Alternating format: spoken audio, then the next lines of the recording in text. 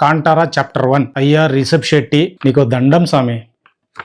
ఏంటి స్వామి ఆ పర్ఫార్మెన్స్ ఏంటి, యాక్టింగ్ ఏంటి, నిజంగా నాకు మెంటల్ ఎక్కింది. యాజ్ అన్ డైరెక్టర్ నీకు ఇంకోదండం. బాబా అసలు కొన్ని సీక్వెన్స్ ఉన్నాయి చూస్తుంటే నిజంగా గూస్ బంప్స్ వచ్చినాయి. ఇంత మందిని కోఆర్డినేట్ చేసుకొని ఈ టైంలో ఈ బడ్జెట్ లో ఈ అవుట్పుట్ అంటే నీ హార్డ్ వర్క్ కావచ్చు, నీ డెడికేషన్ కావచ్చు, నీ కమిట్మెంట్ కావచ్చు, నీకు ఇంకోసారి దండం అయ్యా. స్టోరీ విషయానికి వస్తే గుడ్ వర్సెస్ ఈవిల్. కాంటారా అనే ప్లేస్ లో ఈశ్వరుడి పూదోట దాన్ని ఆక్రమించుకునే వాళ్ళు వర్సెస్ కాపాడుకునే వాళ్ళు. ఫస్ట్ హైలైట్స్ గురించి మాట్లాడుకుందాం. ఓపెనింగ్ సీక్వెన్స్ ఆ కాంటారా ఆ ప్లేస్ గురించి అది చాలా బాగుంది. రిషబ్ శెట్టి ఇంట్రడక్షన్ అదే అదిరిపోయింది. ఫారెస్ట్ లో టైగర్ సీక్వెన్స్ ఒకటి ఉంటది. టైగర్ రిషబ్ ఆ ఫేస్ ఆఫ్ ఉంటది. సో అదైతే మస్తు హై ఇచ్చింది. ప్రీ ఇంటర్వెల్ నుంచి ఇంటర్వెల్ సీక్వెన్స్ ఉంటది ఆ బ్లాక్ మ్యాజిక్ ఆ తెగతో. సో అదైతే మస్తు హై ఇచ్చింది. సెకండ్ హాఫ్ లో కింగ్ సన్ ఉంటాడు యువరాజు. ఈ యువరాజు ఈ రిషబ్ వాళ్ళ తెగను తమ జాతిని తగలబెట్టడం.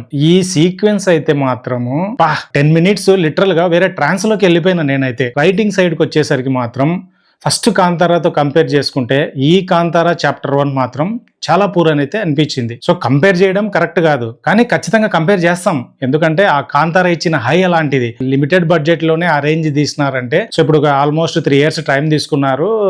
రిషబ్ శెట్టి రైటింగ్ కూడా చాలా స్ట్రాంగ్. ఇంకెంత ఉంటుందో అనేది ఖచ్చితంగా ఎక్స్పెక్ట్ చేస్తాం. ఇక్కడ సెటప్ చేసిన బంగ్రా కింగ్డమ్ కావచ్చు, బందరు పోర్టు కావచ్చు, ఇదంతా ఆ వరల్డ్ బిల్డింగ్ బానే ఉంది. కానీ ఎక్కడో ఆ చిన్న ఆమెతో ఆ రాణితోనే లవ్ చేయడం ఫస్ట్ హాఫ్ లో, ఇది సెకండ్ హాఫ్ లో ఖచ్చితంగా పే చేస్తుంది. బట్ ఫస్ట్ హాఫ్ చూసేటప్పుడు ఇదంతా తెలిసిన ఫీలింగ్, తెలిసిన స్టోరీ లాగానే అంత కిక్ అయితే రాలేదు. సెకండ్ హాఫ్ లోకి వచ్చిన తర్వాత కూడా ఆ మాస్కేర్ ఏదైతే సీన్ ఉందో దీని తర్వాత ఇంకా ఎంత హై వస్తుందో అని మన రిషబ్ శెట్టి మనకు ఆ ఎక్స్పెక్టేషన్స్ ఇస్తాడు. ఇక్కడికి వచ్చిన తర్వాత వార్ ఎపిసోడ్ అదంతా కూడా విజువల్ గా చాలా గ్రాండ్ గా ఉంది. అన్ని రకాలుగా అది అదిరిపోయింది. బట్ ఏదైతే మనము ఈ మాస్కేర్ ఉంటుందో దీనికి నెక్స్ట్ వర్షన్ లాగా అప్డేటెడ్ వర్షన్ లాగా ఉంటుంది తప్ప మనకు కొత్తది ఉండదు. మనం వేరేది ఏదో ఎక్స్పెక్ట్ చేస్తాం. ఎందుకంటే ఫస్ట్ కాంతారాలో క్లైమాక్స్ చూసినప్పుడు మనకు అది మనం అసలు బియాండ్ ఇమాజినేషన్. ఇలా ఇక్కడ కూడా అలాంటిది ఏదన్నా వస్తుందేమో అనుకుంటాం. ఏం రాదు. రైటింగ్ వదిలేస్తే మిగతావన్నీ కూడా ప్రొడక్షన్ డిజైన్ సైడ్ కావచ్చు, కాస్ట్యూమ్ సైడ్ కావచ్చు, ఆ వరల్డ్ బిల్డింగ్ లో కావచ్చు, ఇవన్నీ దేంట్లో ఇది తక్కువదు. ఒక రకంగా హై ఇచ్చినారు. రీ రికార్డింగ్ సైడ్ కావచ్చు,